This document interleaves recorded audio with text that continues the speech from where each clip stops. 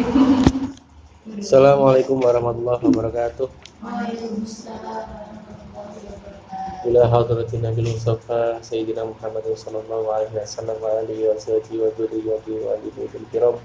Wa ila arwahi syekhina wa rabbina Nabi Muhammad bin Abdurrahman al-Jubri wa usulihi wa fawaihi wa ila arwahi wa Nabi Abdullah bin Ali bin Muhammad al-Haddad wa usulihi wa fawaihi Allah yang terjadi di jannah dan kasir waktu bagi menyukai kesalahan ayah wabila bijaihi mayafamuna bihi mayahidu aliham barakatihi wa sekali wa wabili manfaat dunia wa dunia wal akhirah. Al-Fatihah.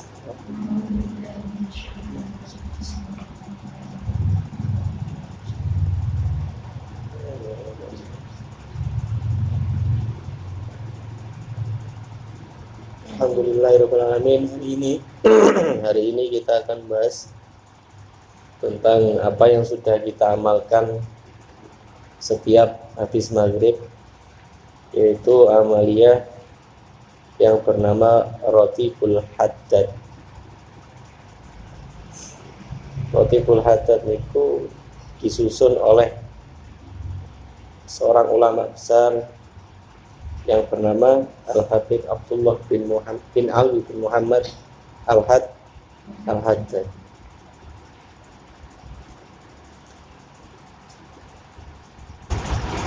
Sebetulnya Rotibul Haddad itu hampir sama dengan semacam istighosa, semacam wirid-wiridan seperti tahlilan dan sebagainya, hampir sama.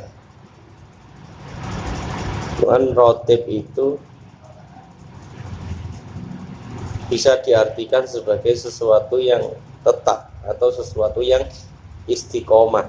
Ini dijenengno rotib, sesuatu yang dikerjakan terus menerus, yang dikarang oleh Al-Habib Abdullah bin Ali bin Muhammad Al-Haddad. Makanya dijenengno Rotibul Haddad. Mergo sing ngarang niku margane niku Al-Haddad. Ya, Habib Abdullah niku termasuk zuriyahnya Kanjeng Nabi. Makanya dijuluki Habib. Dijuluki napa? Habib. Yang nggak ada julukan Habib utawa Syarif utawa Sayyid niku termasuk zuriyah Kanjeng Nabi. Zuriyah niku napa? Keturunan Kanjeng Nabi Muhammad sallallahu alaihi wasallam. Rotib itu juga bisa diartikan sebagai sang penjaga, karena dulu itu pada zaman dulu di daerah suatu daerah di Yaman. Niku ada penjaga desa yang dinamakan Rotaba. Rotaba niku kayak satpam lah, penjaga Rotaba. Nah, jamae Rotaba niku rotib. Dalam Rotibul Haddad niku ada 19 macam zikir. 19 macam zikir. Kita tahu mulai ada la ilaha illallah wahdahu la syarikalah lahul mulku wa lahul hamdu yuhyi wa yumiitu wa ala kulli syai'in qadir. Ada subhanallah walhamdulillah wa la ilaha illallah wallahu akbar. Ada subhanallah bihamdi subhanallahil azim dan seterusnya. Itu ada 19 macam zikir. Dan Al-Habib Abdullah bin Ali Al-Haddad niku ketika menyusun rotib niku berdasarkan hadis-hadis sahihnya Kanjeng Nabi dan Al-Qur'an. Boten ngarang. Makanya Rotibul Haddad niku bukan karangan, tapi disusun oleh Habib Abdullah. Temen iki wajane tiyang, Pak. Boten itu. Wong tak aku urung HP. Ini ada HP ana kuwi. Gimana? Ketok-keton berarti aku.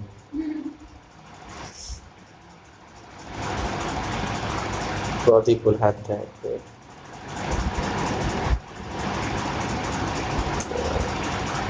Habib Abdullah bin Alwi Al-Haddad niku memiliki gelar. Kalau Syekh Abdul Qadir Al-Jilani niku napa? Sultanul Auliya, rajane para wali, para kekasih Gusti Allah. Sultanul Auliya. Nah, Habib Abdullah niku nggih gadah gelar. Di antaranya beliau memiliki gelar Syekhul Islam. Napa niku Syekhul Islam? Syekhul Islam niku guru besarnya agama Islam. Guru besarnya agama Islam, Syekhul Islam. Jadi risale biyen niku enten huru hara di kalangan umat muslim yang menjadi rujukan dalam memecahkan masalah niku Al-Habib Abdullah. Mulai dijuluki Syekhul Islam, guru besarnya Islam. Beliau lahir tahun 1634 Masehi. Jadi ini Pak Agus ingin memberitahu asal usulnya dulu. 1634 Masehi. Jadi Pak Agus menerangkan atau memberitahu bahwa asal usul Rotibul Haddad itu kados mekaten. Mangke selanjutnya kita bahas isinya. Dan beliau wafat pada 1720 Masehi. Beliau wafat pada 1720 Masehi. Umur beliau itu kisaran 86 tahun. Beliau lahir di Tarim dan dimakamkan di Zambal. Di Zambal. Di Tarim. Di Tarim yang apa? Ada qasidahnya, ya Tarim ya Tarim. Ya Tarim ya Tarim. Syairillah niku. Baldatul Auliya, Baldatul Auliya, Syairillah, Syairillah, Syairillah. Baldatul Auliya itu negarane para wali. Jadi Tarim niku jenenge kawadah waline nggih. Nanti disebut Baldatul Auliya, bumine para wali. Beliau itu dimakamkan di pemakaman Zambal.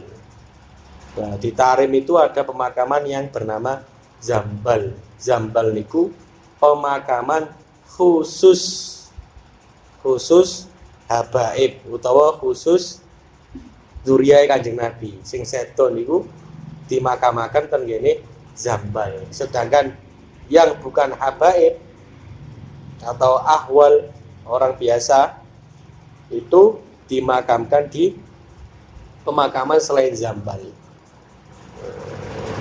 Berarti di Zambal nih, pemakaman Zambal niku khusus makamnya para habaib, para dzurriyahe Kanjeng Nabi. Ya kudune ngono didhewekno, cek gak dicampur-campur.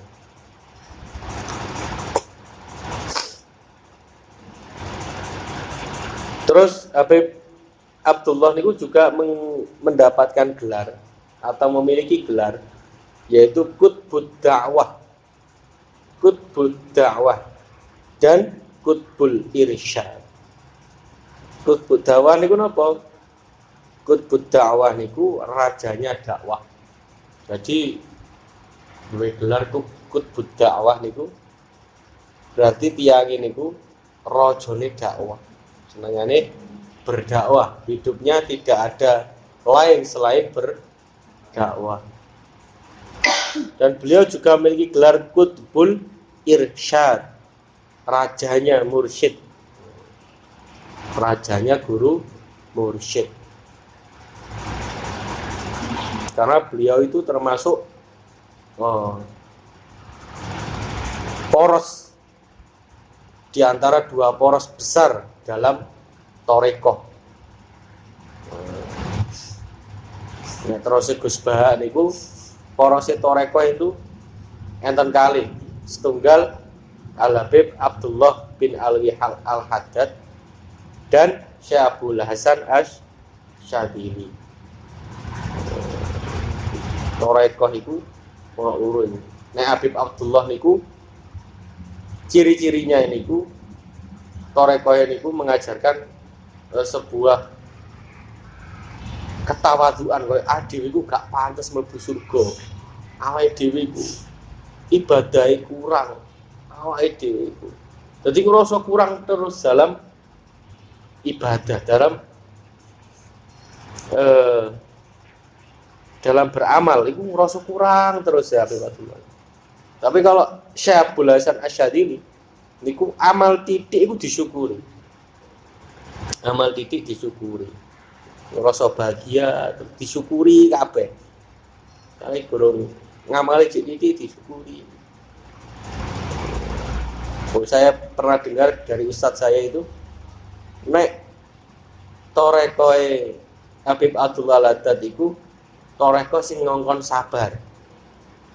Tapi nek torekoe Syekh Abdul Hasan Asy-Syadzili iku toreko sing ngajarno kon syukur terus. Nah, iku dua kutub besar rajanya mursyid. Berarti Habib Abdullah Al-Haddad niku termasuk Qutbul Irsyad, rajanya mursyid. Nah, rajanya mursyid, rajanya pembimbing, bimbing hati. Mursyid kan bimbing hati ya. Nah, iki amalane Habib Abdullah niki ae dhewe amalno. Sebuah kemuliaan bagi kita yang bisa mengamalkannya dengan istiqomah. Sekarang kita masuk ke dalam isinya, isi roti. Iya, pertama roti. Diwas, bisa. Bagian pertama.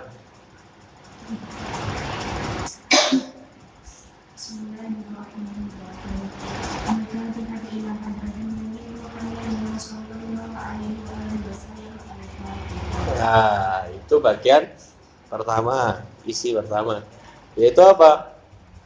Rotibul Haddad ini diawali dengan membaca Al-Fatihah kepada junjungan kita, pemberi syafaat dan penutup para nabi dan penolong kita, yakni Sayyidina Muhammad sallallahu alaihi wasallam.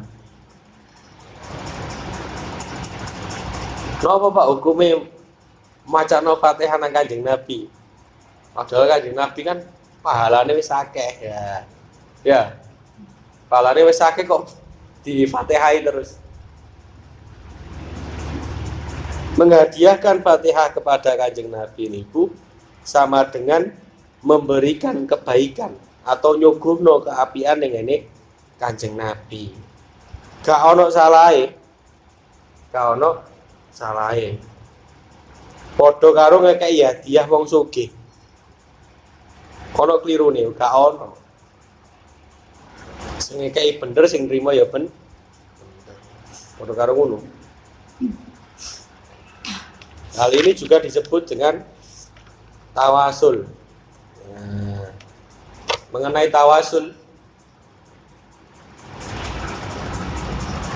sudah sering nggih mendengarkan kalimat tawasul ini. Napa niku tawasul? Tawasul niku napa?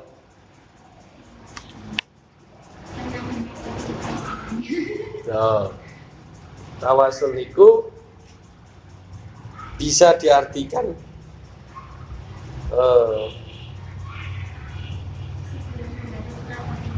apa? Ya, tapi definisi tawasul apa? Tawasul itu bisa diartikan pengantar, bisa diartikan penghubung, bisa diartikan penguat, juga bisa diartikan seperti itu. Tawasul sendiri sering disalahpahami. Dia sering disalahpahami. Jarene wong Wahabi atau orang sebelah, itu tawasul tidak boleh karena itu meminta kepada Kanjeng Nabi. Meminta dengan Kanjeng Nabi. Kalau meminta dengan Kanjeng Nabi niku namanya bukan tawasul, tapi istighosa.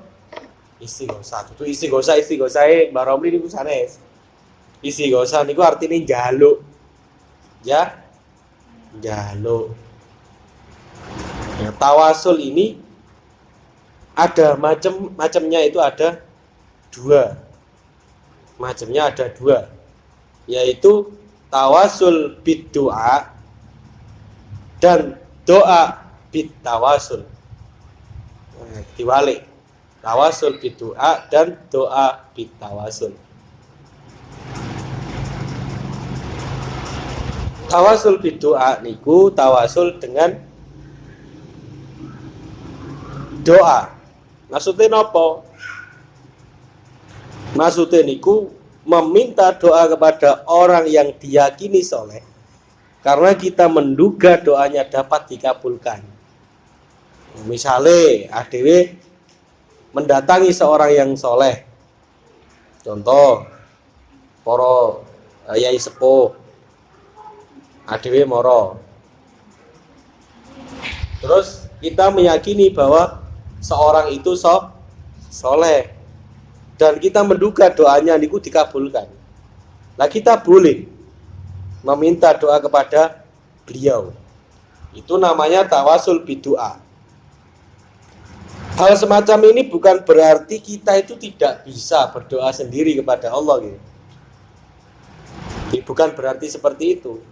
Kita bisa berdoa kepada Allah secara langsung niku sangat bisa. Sangat bisa. Jadi diperbolehkan karena dulu Kanjeng Nabi Muhammad SAW niku pernah meminta doa kepada Sayyidina Umar ketika mau berangkat haji. Dan Nabi Muhammad itu meyakini bahwa orang yang berangkat haji itu adalah orang pilihan Allah Subhanahu wa taala yang doanya itu dikabulkan. Akhirnya ketika Sayyidina Umar mau berangkat, dipeseni kali Kanjeng Nabi, "Wahai Umar, nanti doakan saya." Nggak tahu doanya apa. Kisahnya itu ada di kitab Bukhari Muslim. Kalian cari sendiri. Jadi ada kisah di Bukhari Muslim niku mengisahkan bahwa Kanjeng Nabi niku pernah meminta doa kepada Sayyidina Umar karena Sayyidina Umar itu mau berangkat haji.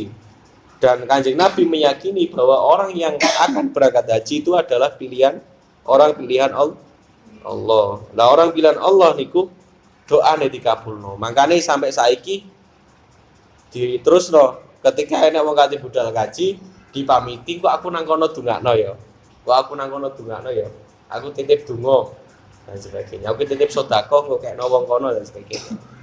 Dan itu diperbolehkan karena Nabi Muhammad pernah melakukannya. Ngono diarani bid'ah kadang-kadang. Ngawur ya. Ngawur. Wong gak gelem ngaji senengane bid'ahno pasti niku. Malas ngaji senengane bid'ahno. Yang nomor 2. Yang nomor 2 niku doa bitawasul. Doa bitawasul, berdoa dengan tawasul. Lah iki. Doa bitawasul niku apakah kita meminta kepada makhluk? Bukan semacam itu. Yang sering disalahpahami oleh orang yang suka membid'ahkan orang yang biasa bertawasul adalah kesalahpahaman mereka bahwa orang yang bertawasul itu berarti orang meminta kepada makhluk. Itu salah besar. Doa bitawasul itu memintanya kepada Allah dengan membawa yang dicintai oleh Allah. Maksudnya gimana? Maksudnya niku seperti yang terjadi di Bukhari Muslim, itu ada kisah 3 orang yang terkurung di dalam gua, terperosok dalam gua, terus ada batu jatuh menutupi guanya. Salah seorang itu mengatakan seperti ini, ya Allah,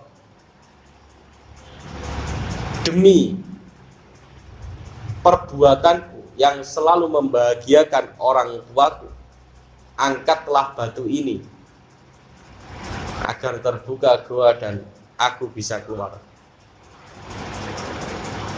Nah, itu termasuk tawasul dengan amal. Dengan amal. Boleh kita misalkan seperti ini. Berdoa seperti ini. Kalian sudah mengamalkan sholawat 1 hari 1000 kali. 1 hari 1000 kali. Sampai mau sholawat 1000 kali dalam 1 hari. Suatu saat sampean memiliki permintaan kepada Allah Subhanahu wa taala. Sampean matur, ya Allah, demi amalan sholatku, demi amalan sholawatku 1 hari 1000 yang biasa aku lakukan, kabulkanlah doa-doaku ya Allah. Itu boleh dilakukan. Itu dengan amal. Dan juga boleh dengan orang soleh. Orang soleh itu siapa saja orang soleh. Termasuk doa dengan tawasul kepada Nabi Muhammad sallallahu alaihi wasallam. Yo malah boleh. Kanjeng Nabi niku yo sak soleh-soleh makhluk iki Kanjeng Nabi. Terus tawasul karo Kanjeng Nabi yo kudu bener-bener cinta nang Kanjeng Nabi, kudu bener-bener ati niki konek kali Kanjeng Nabi. Dhewe gak kenal karo Kanjeng Nabi, sok-sokan tawasul karo Kanjeng Nabi. Kan lucu. Misale, ya Allah, mari donga ya Allah muga-muga kula jangan paringi sugih ya Allah. Barokah Kanjeng Nabi Muhammad sallallahu alaihi wasallam. Al-Fatihah misale. Tapi kita tidak pernah mengamalkan amalan beliau, tidak pernah memiliki rasa rindu kepada beliau. Yo gak cocok karo tawasule ngono lho. Paham mboten? Ya diusahno, masih Kanjeng Nabi niku penaan ya. Kanjeng Nabi ku penaan. Tapi ya aja digawe saenake dhewe. Ngono lho. Misale Pak Agus iku gak tau muring-muring misale. Terus gak apa-apa. Ya kesalahan dan sebagainya. Gak apa-apa wis. Wong Pak Agus gak tau muring-muring sawabar wae. Nah, iku jenenge dikek enak tapi sapenake dhewe. Ngono. Misale lho nggih. Misale.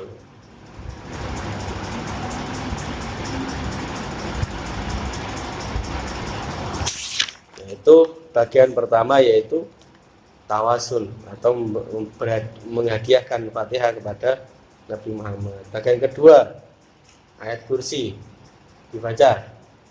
Ayo.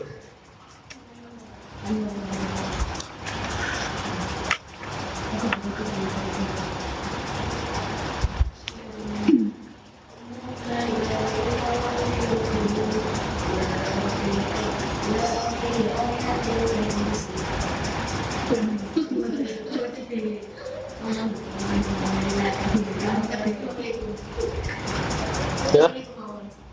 Duh.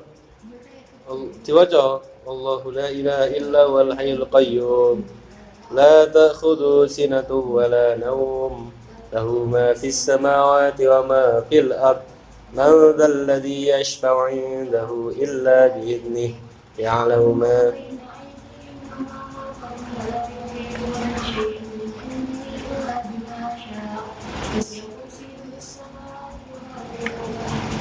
wal arda wa la yahudu khidhuma wa huwal aliyyul azim. Nah, itu ayat kursi. Allahu la ilaha illa huwal hayyul qayyum. Artinya adalah Allah tiada Tuhan melainkan Dia yang tetap hidup dan kekal. Jadi ketika membaca rotib niki diusahakan mengerti maknanya. Kok enak Ketika sampai membaca ayat kursi terus roh makna nih, niku enak. Enaknya kenapa? Setunggal sampean bisa meresapi apa yang kalian baca, apa yang kita baca niku saged masuk ke dalam sanubari kita. Allahu la ilaha illa huwal hayyul qayyum. Nah, ketika mulut melafalkan itu, di dalam hati kita itu mengucapkan maknanya, yaitu Allah tiada Tuhan melainkan Dia yang tetap hidup dan kekal. Nang hati niku diucapno Allahu la ilaha illa huwal hayyul qayyum. Selanjutnya la ta'khudhuhu sinatu wala naum, yang tidak mengantuk dan tidak pula tidur. Gusti Allah niku mboten ngantuk ya mboten tidur.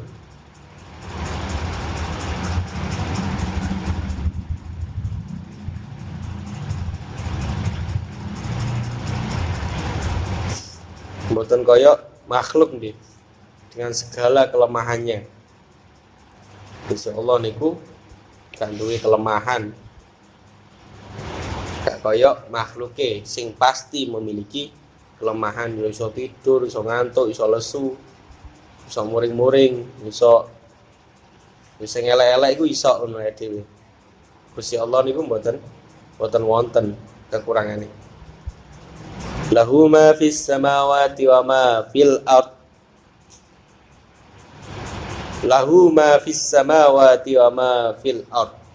Yang memiliki segala yang ada di langit dan di bumi. Lahu ma fis samawati wa ma fil ard, yang memiliki segala yang ada di langit dan di bumi. Ketika membaca kalimat ini, di dalam hati kita itu harus merasakan bahwa semua yang ada di langit dan di bumi adalah milik Allah. Ketika kita meyakini di dalam hati bahwa semuanya milik Allah, maka kita harus pasrah di apa-apa kali Gusti Allah. Mergo dhewe iki milike Gusti Allah. Milike Gusti Allah. Iki gampang diomong, angel dilakoni, belajar titik. Madzalladzi yashfa'u 'indahu illa bi'idznih. Tiada satupun orang yang dapat memberi syafaat di sisinya melainkan dengan izinnya. Madzalladzi yashfa'u 'indahu illa bi'idznih.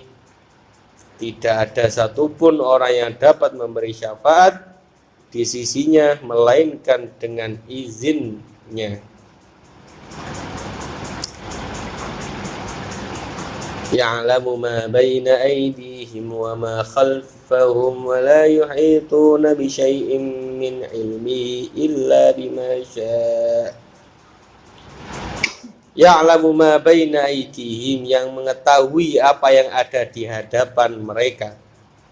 Wa ma khalfahum wa la yuhituna bi syai'in min ilmihi illa bima syaa'.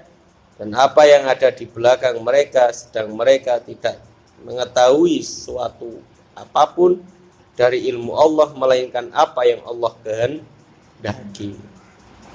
Jadi apapun yang kita ketahui sekarang itu adalah sesuatu yang sudah dikehendaki oleh Allah. Nah ini sesuatu yang tidak dapat kita ketahui itu juga kehendaknya Allah. Karena Allah hanya mengetahukan kepada kita sesuatu yang memang dikehendaki oleh Allah. Apabila kita tidak tahu sesuatu, ya karena Allah tidak menghendakinya. Gak usah dipikir dawa. Misalnya dhewe gak arep bingung mikir, paling ya notok sakmene Gusti Allah ngkei roe dhewe. Gak usah didawak-dawakno. Wasi'a kursiyyus samawati wal arda wa la ya'uduhu hifdhuhuma wa huwal 'aliyyul 'azim. Luasnya kursi Allah meliputi langit dan bumi, dan tiadalah menjadi keberatan pada Allah untuk menjaga serta memelihara keduanya, dan dialah yang maha tinggi lagi maha besar.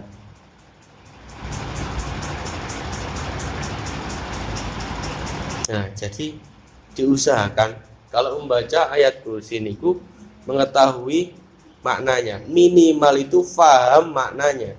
Apa sih karepe ayat kursi iki? Minimal itu enggak kudu apal artine, tapi paham apa sing dimaksud ayat kursi itu apa. Paham minimal. Karena apa? Biar masuk ke dalam sanubari. Meskipun membaca Al-Qur'an niku tanpa mengerti maknanya tetap bernilai pahala, tetapi lebih afdol, lebih utama ketika membaca Al-Quran itu tahu maknanya.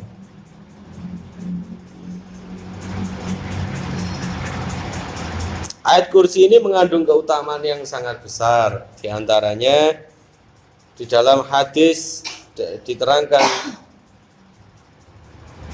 fadilah-fadilahnya, yaitu dapat menolak syaitan, menjadi benteng pertahanan dari sihir dan lain-lain, melapangkan pikiran dan menambah iman. Seperti apa yang didauhkan oleh Kanjeng Nabi Muhammad SAW. Qala Nabi sallallahu alaihi wasallam, man qara'a ayatal kursi fi dubri kulli salatin maktubatin lam yamna'hu min dukhulil jannati illa ayyamut. Artinya, barang siapa yang membaca ayat kursi setiap selesai sholat wajib, tidak ada yang menghalanginya masuk surga selain kematian. Hadis riwayat An-Nasai. Barang siapa yang membaca ayat kursi setiap selesai sholat, tidak ada yang menghalanginya masuk surga selain kematian. Hadis riwayat An-Nasai. Jadi nek mari salat ojo sampai lali selain njalukno sepuro wong tuwa maca ayat kursi. Allahu la ilaha illa huwal hayy. Nggih, matur suwun. Maca ayat kursi tok iku lho dijamin mlebu surga. Ya maca cek rasan-rasan dedek. Manusiawi ya. Rasan-rasan dedek, mangkal-mangkal dedek, ya manusiawi. Itu enek riming. Gak mungkin wong numpak sepeda motor iku ya kadang ngewegah, salate srewegep, sembayang sregep, maca roti bendino, maca ayat kursi bendino. Ya kadang-kadang direm, ngerayo ngrasani, yo iba, yo ngelokno kancane, yo ngomong elek, yo mbujui dan sebagainya. Iku rime. Tapi aja direm sampe mandek jreg. Ya digas maneh rime diculno. Yo ngono ae terus sampe bensin entek. Maknane sampe mati pas keadaan wis tutuk nggone. Lah ngono sih. Ojo sampai tengah dalan urung ketemu tujuan bensin entek. Maknane apa gurung sampai tobat ketekan pati. Naudzubillahi min dzalik. Semoga kita dihindarkan dari itu semua. Bagian ketiga dibaca Livia. Ya.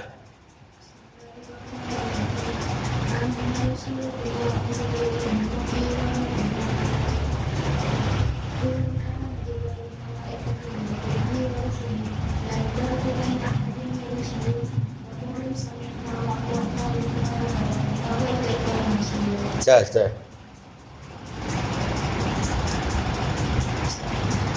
Yang dibaca Livia tadi adalah Surat Al-Baqarah ayat 285.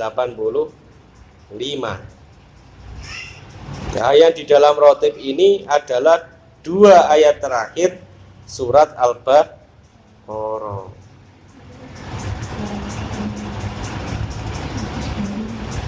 Amanar rasulu bima unzila ilaihi mir rabbihi wal mu'minun. 285 kok, 185. 285.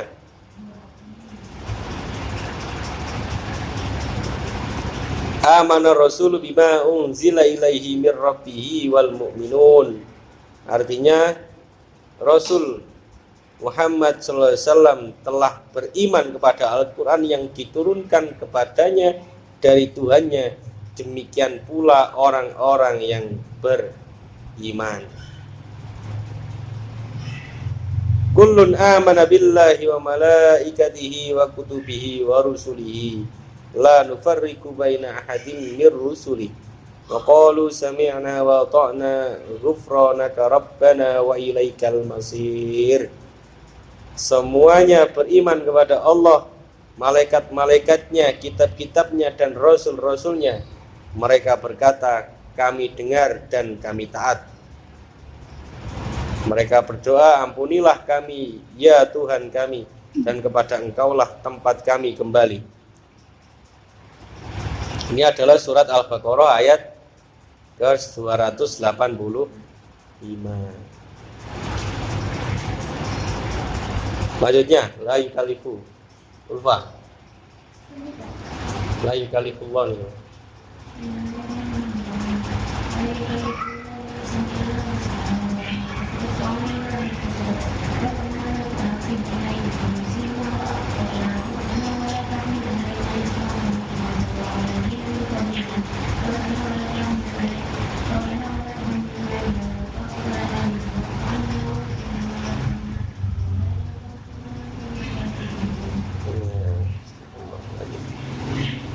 Itu adalah ayat ke-286.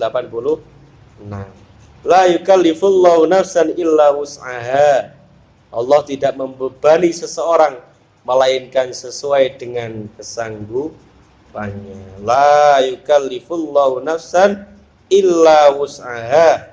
Allah tidak membebani seseorang melainkan sesuai dengan kesanggupannya. Laha ma kasabat wa 'alaiha maktasabat. Dia mendapat pahala dari kebajikan yang diusahakannya.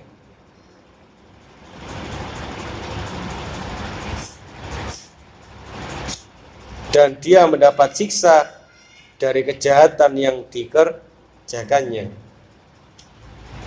Dan mereka berdoa, Rabbana la tu'akhidna in nasina aw akhtana.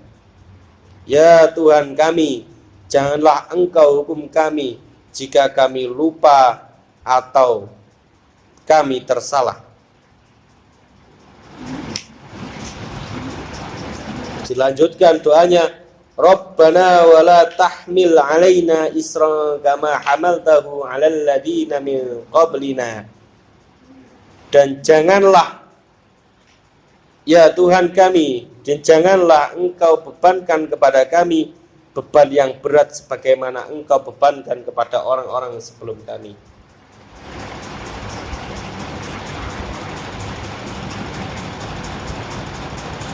Rabbana wa la tuhammilna ma la taqata lana bih wa'fu 'anna waghfir lana warhamna anta maulana fansurna 'alal qaumil kafirin.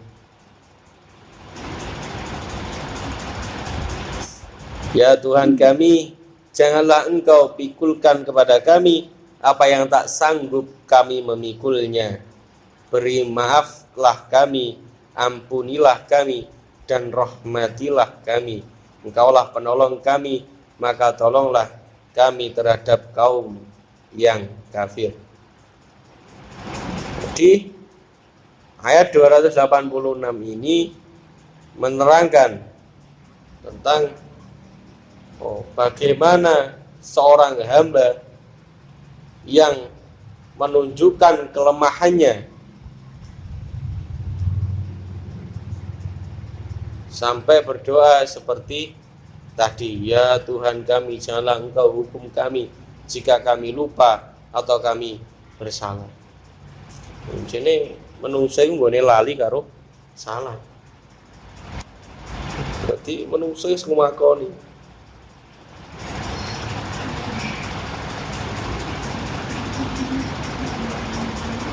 Padahal Gusti Allah pun dawuh bahwa manusia itu akan mendapat bala dari kebaikan yang diusahakannya, dan dia mendapat siksa dari kejahatan yang dikerjakannya. Jadi saking DP ini ning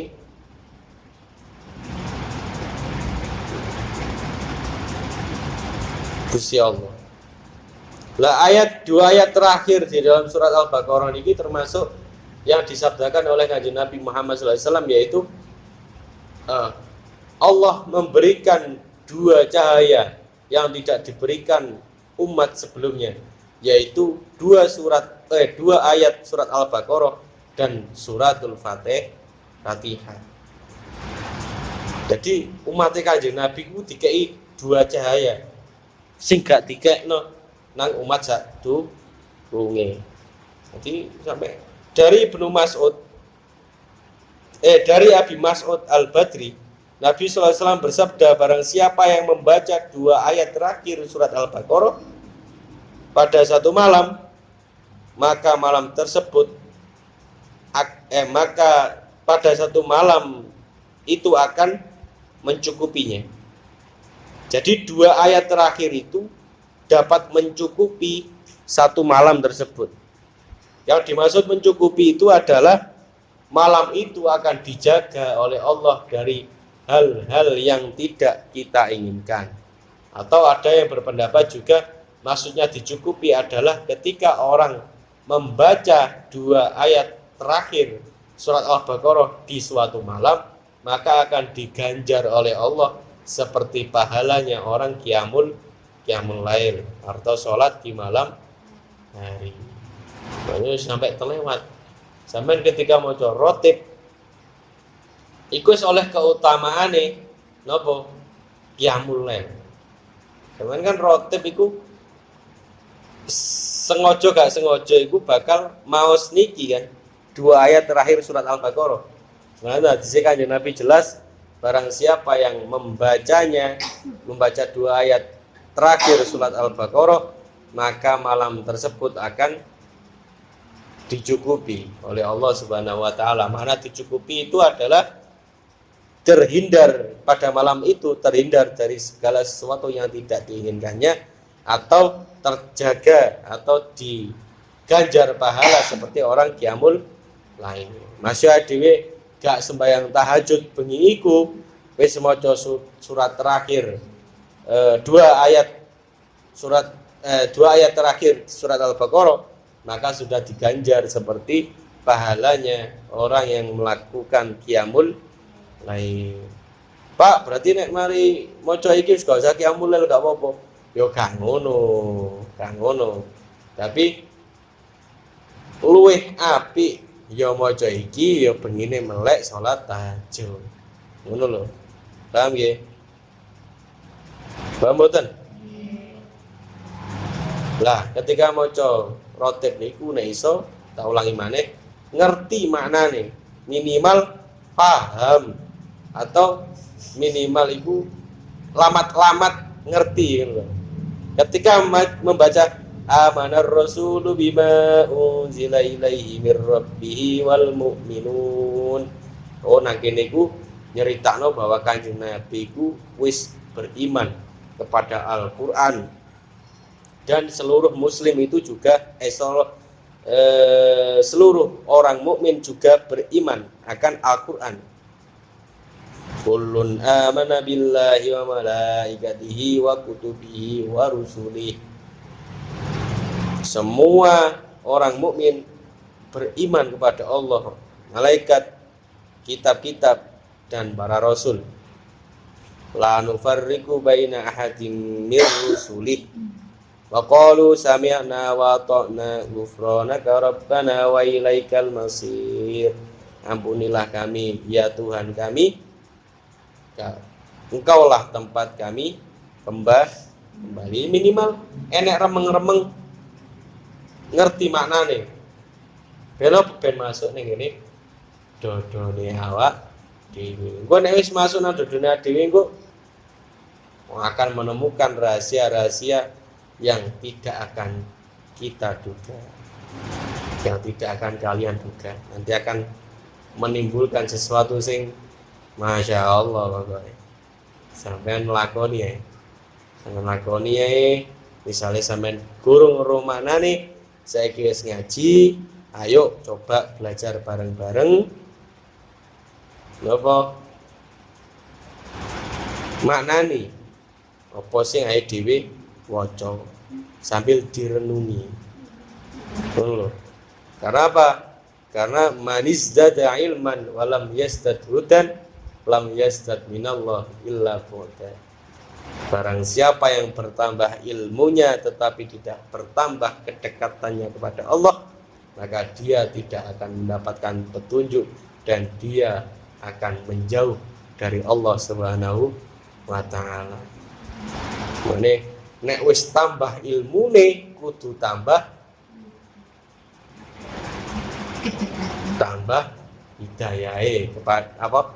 Tambah kedekatan kepada Allah. Kudu niku. Tambah ilmune tapi gawe pinter-pinteran tok, gawe bangga-banggaan tok, naudzubillahi min dan tambah ilmune kudu tambah cedhak nang Gusti Allah. Wallahu a'lam bissawab. Sebelum Agus tutup doa, mungkin ada yang bertanya. Kalau enggak ada, langsung doa. Bismillahirrahmanirrahim.